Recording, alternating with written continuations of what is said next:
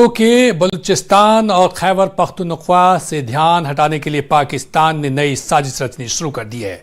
गिलगित बाल्टिस्तान के इलाके को पाकिस्तान अपना 5वां राज्य बनाने की तैयारी में जुट गया है।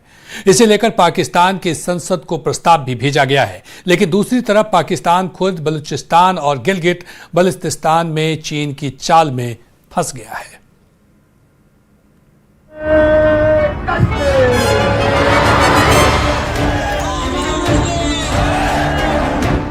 पीओके और अपने घर में चल रहे गृह युद्ध से ध्यान हटाने के लिए पाकिस्तान ने अपने नापाक इरादे जाहिर कर दिए हैं। पीओके पर पाकिस्तान नई साजिश रचने में जुट गया है। पीओके के गिलगित बाल्टिस्तान इलाके को अपना 5वां प्रांत बनाने की तैयारी में है। कई रिपोर्ट में दावा किया गया कि पाकिस्तान चीन के इशारे पर काम कर रहा है, क्योंकि चीन का आर्थिक गलियारा सीपीईसी सीधे गिलगिट बाल्टिस्तान से होकर गुजरता है। कई रिपोर्ट्स में यहां तक दावा किया गया कि पाकिस्तान इस इलाके में बहुसंख्यक शिया आबादी के खिलाफ एक बड़ी साजिश रच रहा है और इस इलाके में अवैध रूप से सुन्नी नागरिकों को वो बसाना चाहता है। तो मैं ये कहना चाहूँगा, और हम लोगों ने हमेशा से ये कहते आए हैं कि जम्मू कश्मीर और लद्दाख यूनियन टेरिटरीज जो पूरा क्षेत्र है, ये भारत का अंग है, भारत का अंग था, भारत का अंग रहेगा। तो यही मैं कहना चाहूँगा। पाकिस्तान जहां कभी आतंकवाद का युद्ध की तरह इस्तेमाल हुआ, आज वही आतंकवाद उसके अपने घर को निगलने लगा है। एक तरफ खैबर पख्तूनख्वा में पुलिस थानों पर आत्मघाती हमले हो रहे हैं, दूसरी तरफ पीओके में पाकिस्तान विरोधी प्रदर्शन थमने का नाम नहीं ले रहे, और तीसरी तरफ बलूचिस्तान में गैस, बिजली और सेना तीनों पाकिस्तान के लिए चुनौती बन चुके हैं।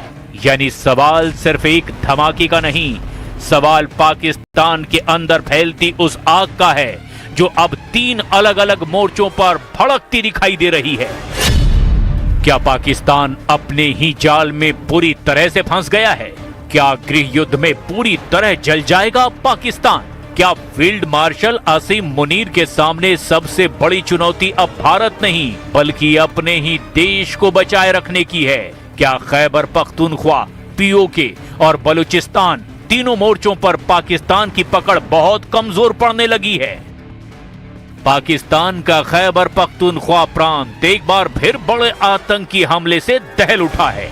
बन्नू जिले के मिरयान पुलिस स्टेशन को निशाना बनाकर आतंकियों ने विस्फोटों से भरी गाड़ी से आत्मघाती हमला कर दिया। धमाका इतना भयानक था कि पुलिस स्टेशन का बड़ा हिस्सा ही तबाह हो गया, और इसके तुरंत बाद हथियार बंद हमलावरों ने थाने में घुसने की कोशिश भी की। इसके बाद कई घंटों तक भीषण गोलीबारी चलती रही। हमले में 14 पुलिस कर्मियों की मौत हो गई, जबकि कई अन्य इसमें घायल भी हुए। हमलावरों ने विस्फोटकों से भरी गाड़ी पुलिस स्टेशन से भिड़ा दी, और धमाके के बाद जैसे ही अफरा तफरी मची, आतंकियों ने चारों तरफ से फायरिंग शुरू कर दी। आतंकी संगठन इत्तेहाद उल मुजाहिदीन पाकिस्तान ने इस हमले की जिम्मेदारी ली है।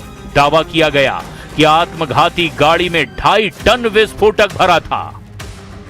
हालांकि एक दावा यह भी है कि इस हमले के पीछे तहरीक-ए-तालिबान पाकिस्तान के आतंकियों का भी हाथ हो सकता है। ये कोई पहली घटना नहीं है।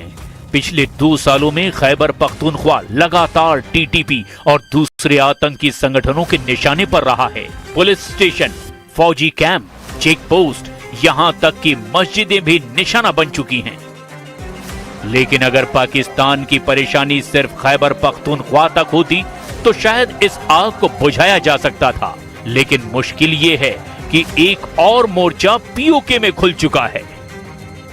खैबर पख्तूनख्वा के अलावा पीओके और बलूचिस्तान में भी बवाल है। पीओके में जेएसी की रैली फिलहाल रोक दी गई है, लेकिन लोगों का गुस्सा कम नहीं हुआ है। पाकिस्तान के कब्जे वाले कश्मीर में पाकिस्तान विरोधी आवाजें लगातार बुलंद हो रही है। महंगाई, बिजली संकट और इस्लामाबाद के खिलाफ गुस्सा पीओके की सड़कों पर लगातार दिखाई दे रहा है। बलूचिस्तान में तो लोग पाकिस्तान से अलग होने के लिए किसी भी हद तक जाने को तैयार दिखाई दे रहे हैं। पीओके से प्रदर्शन और बगावत की तस्वीरें तो रोज आती दिखाई दे रही हैं, लेकिन अब पीओके में तो बच्चे भी पाकिस्तान के खिलाफ बगावती आवाज बुलंद कर रहे हैं। जब किसी आंदोलन में नई पीढ़ी की आवाज बुलंद होती दिखाई दे तो समझ लीजिए नाराजगी सिर्फ राजनीतिक नहीं बल्कि सामाजिक रूप ले चुकी है और ये एक बड़े बदलाव का इशारा है। 1500 की दिहाड़ी में हमें लाया है, नहीं हम लोग अपनी मर्जी से आते हैं। और उमर नज़ीर साहब हमें अगर बोलते हैं कि आप आगे मुजफ्फराबाद के लिए चले तो हम लोग तैयार हो जाएंगे, तो ये झूठ है। ये लोग हमें हमके लिए बोलने नहीं देते। आगे इन्हें हमारी रोडें तोड़ दी है, रात अपने घरों में छापे मारते हैं। पाकिस्तान को बल्कि पूरी दुनिया को ये पैगाम देना चाहती हूँ कि हुकूमत पाकिस्तान ने ये हमें दहशतगर्द और कलअदब करार दे दी है। और क्योंकि हम 1 महीने से इधर बैठे हैं, हमारा एहतजाज चल रहा है और ये कह रहे हैं दहशतगर्दी। लेकिन पाकिस्तान के लिए सबसे बड़ी चुनौती शायद अभी भी बलूचिस्तान ही है, जहां सिर्फ प्रदर्शन नहीं बल्कि रणनीतिक ठिकानों को निशाना बनाया जा रहा है। हमलावरों ने क्वेटा, सीबी और बलूचिस्तान में बिजली पहुंचाने वाली ट्रांसमिशन टावरों पर हमला किया और बलूचिस्तान में 6 ट्रांसमिशन टावर ही उड़ा दिए। इस हमले में 2 टावर के पूरी तरह से तबाह हो जाने के बाद कई जिलों में बिजली गुल हो गई, जबकि हमलावरों ने 3 गैस के कुओं को भी निशाना बनाया। बलूचिस्तान पाकिस्तान की सेना के कंट्रोल से अब बाहर होता चला जा रहा है। पाकिस्तानी अखबार डॉन की रिपोर्ट में पुलिस ने बताया कि क्वेटा, सीबी और बलूचिस्तान के कई इलाकों में बिजली आपूर्ति पूरी तरह रुक गई है। अब लड़ाई सिर्फ सुरक्षा बलों तक सीमित नहीं रही बल्कि पाकिस्तान की अर्थव्यवस्था को भी चोट पहुंचाई जा रही है। बलूचिस्तान पाकिस्तान का सबसे संसाधन संपन्न इलाका माना जाता है।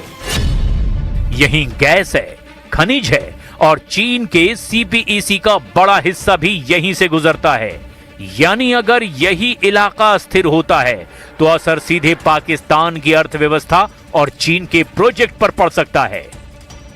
एक ओर बलूचिस्तान और उसके आसपास हमला हो रहा है तो वहीं दूसरी ओर बलूचिस्तान में प्रदर्शन भी लगातार बढ़ते चले जा रहे हैं।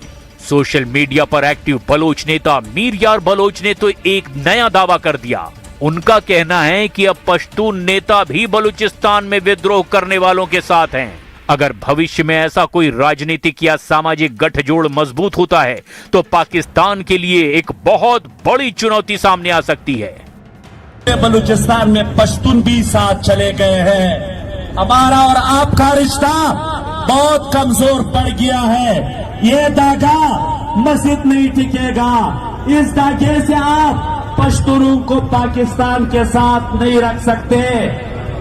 जब पाकिस्तान का ये इंतखाब है कि बलूचिस्तान को बलूचों के पश्तूनों और बलूचों को सरफराज और अनवार के जरिए पाकिस्तान के साथ, रियासत के साथ जोड़ा जाएगा तो ये कंपनी नहीं चलेगी।